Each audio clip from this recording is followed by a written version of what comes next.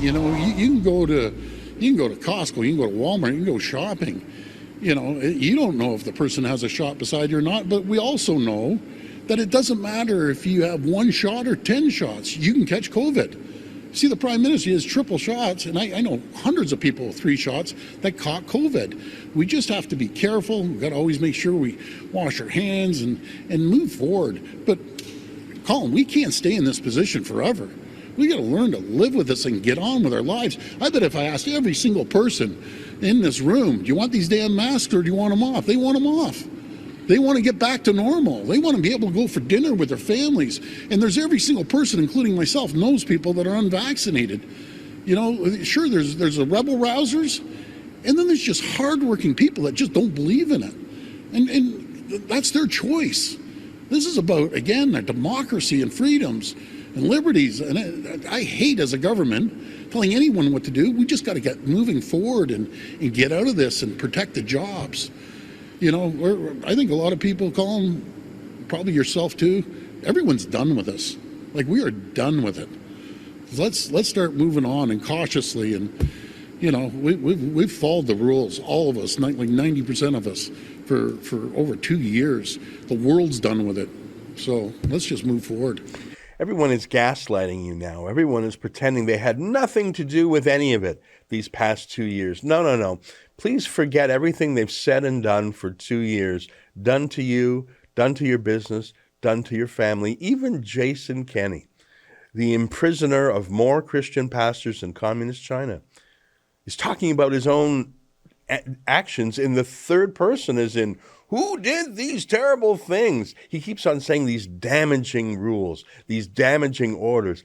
That's a Trudeau way of talking, as if you're a third person, a passive observer, as opposed to the guy who did the damage. I remind you, though, that Pastor Arthur Pawlowski is still in prison in solitary confinement today. And the Jason Kenney, despite saying the vaccine passport's over, is still providing QR codes and the government database to support vaccine passports in private companies. Jason Kenney has not taken his foot off of the neck of freedom in Alberta, but boy, he wants you to think he has, because he sees the reckoning coming. These truckers have done more for our freedom than anyone else in 2 years. Which brings us to the real purpose of the Emergencies Act. It wasn't to solve a true national emergency. It was to solve a political emergency. These truckers are the natural heirs to the yellow vest movements of France. Remember them? They were a grassroots movement of truckers and other motorists who were opposed to the carbon tax and other government rules and regulations. It was grassroots, and it was out of control by the fancy people. And of course, the response back then was to deem yellow vests a symbol of hatred. Well, they've done the same thing to the truckers, but boy, have the truckers ever changed the world. The truckers are so visual. A convoy of trucks is impressive. The idea is spreading. Here it is in Israel. There are plans for trucking convoys in America.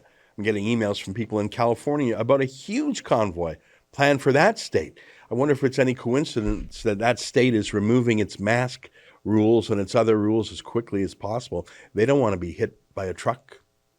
It truly is an international movement, but not a globalist one. Do you know the difference between international and globalist? International means it's simply in different countries. Globalist means it's a rootless global governance, undemocratic and unaccountable. These truckers are the ultimate in grassroots, authentic, organic, uncontrollable by the masters of the universe. Truckers. I mean, they can't really be canceled by big tech, can they? When they speak or when they drive, they can't be deleted by YouTube. But I guess they sort of can be.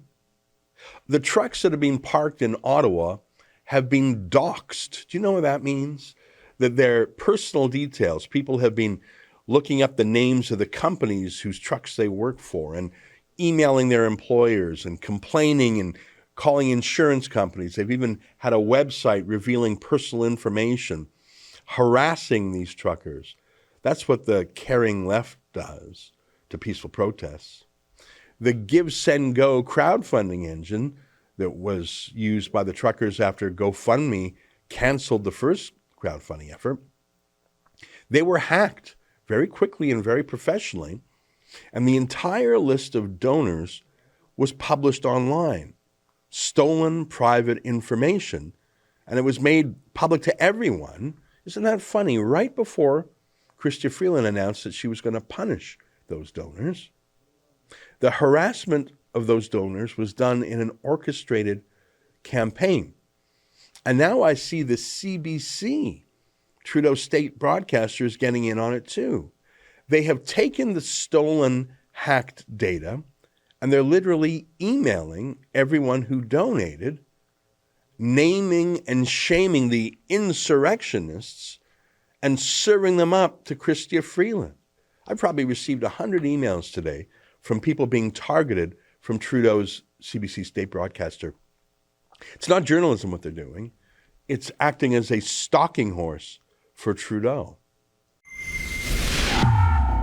That's an excerpt from my daily show, the Ezra Levant Show. Every day I do a monologue on the news of the day, then I interview an interesting guest, and then I read my hate mail. You gotta subscribe. Go to rebelnews.com.